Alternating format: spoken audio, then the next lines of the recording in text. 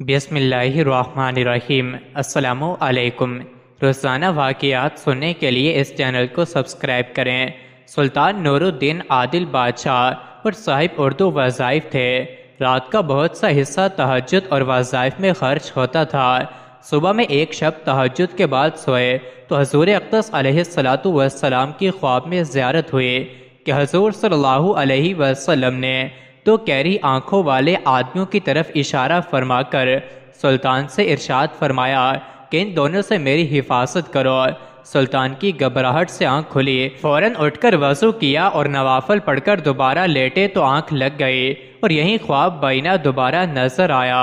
پھر جاگے اور وضو کر کے نوافل پڑھے، پھر لیٹے اور آنکھ لگنے پر تیسری مرتبہ پھر یہی خواب نظر آیا تو اٹھ کر کہنے لگے کہ اب نیند کی کوئی گنجائش نہیں۔ فوراً رات ہی کو اپنے وزیر کو بلایا جس کا نام تھامال الدین تھا اور نیک صالح شخص تھا، اور اسے سارا قصہ بتایا۔ وزیر نے کہا کہ اب دیر کی کیا گنجائش ہے، فوراً مدینہ طیبہ چلے اور اس خواب کا تذکرہ کسی سے نہ کیجیے۔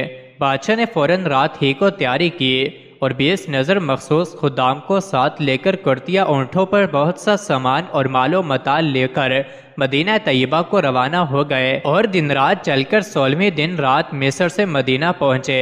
مدینہ طیبہ باہر غسل کیا اور نہایت ادب و احترام سے مسجد شریف سے داخل ہوئے اور روضہ جنت میں 2 رکعت نفل پڑھے اور نہایت متفکر بیٹھے سوچتے رہے کہ کیا کریں۔ جب اہل مدینہ جمع ہوئے تو وزیر نے اعلان کیا کہ سلطان زیارت کے لیے تشریف لائے ہیں اور اہل مدینہ پر بخشش و اموال بھی تقسیم ہوں گے، اور بہت بڑی دعوت کا اہتمام کیا جس میں سارے اہل مدینہ کو مدعو کیا۔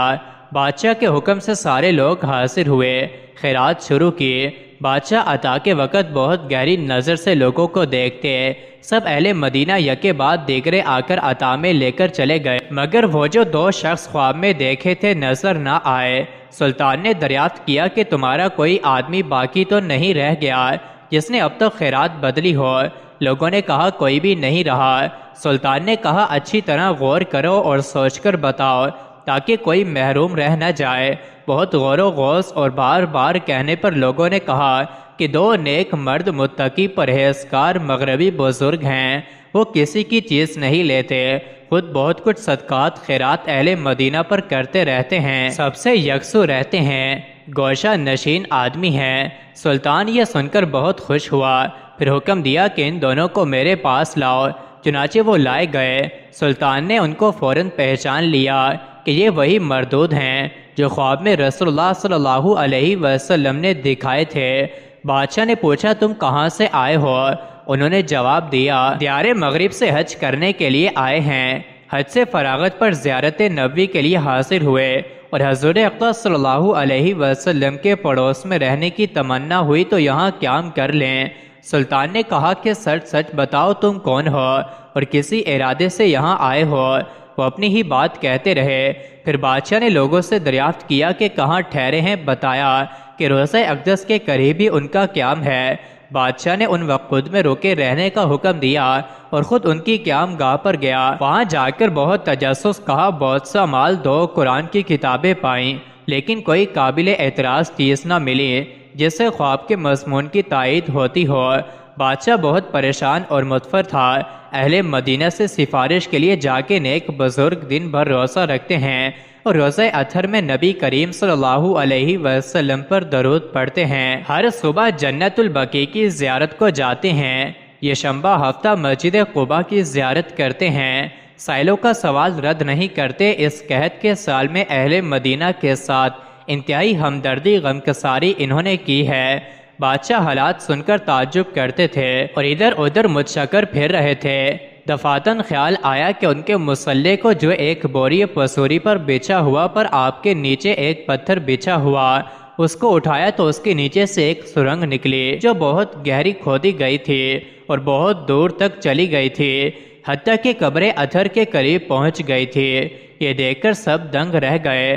بادشاہ نے ان کو غصے میں کانپتے ہوئے پیٹنا شروع کر دیا کہ صحیح واقعہ بتاؤ۔ آخر انہوں نے بتایا کہ ہم نصرانی ہیں، عیسائی بادشاہ نے ہمیں بہت سا مال دیا ہے اور ہم کو مغربی حاجیوں کے ساتھ انہی کے بھیس میں بھیجا ہے۔ تاکہ حضور صلی اللہ علیہ وسلم کے جسد مبارک کو نکال کر لے جائیں۔ دونوں رات کو اس جگہ کو کھودا کرتے اور جو مٹی نکلتی اس کو چمڑے کی 2 مقتلوں میں بھر کر صبح سویرے جنت البقیع میں ڈال دیتے۔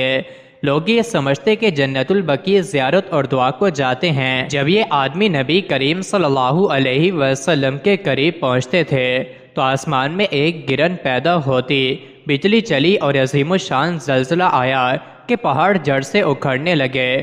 اسی رات میں سلطان نور الدین بھی پہنچ آیا تھا۔ جب مردودوں نے اعتراف کیا ان کے حالات تمام لوگوں پر ظاہر ہو گئے۔ لوگوں نے اللہ تعالیٰ جل جلالہ کی عنایت دیکھی۔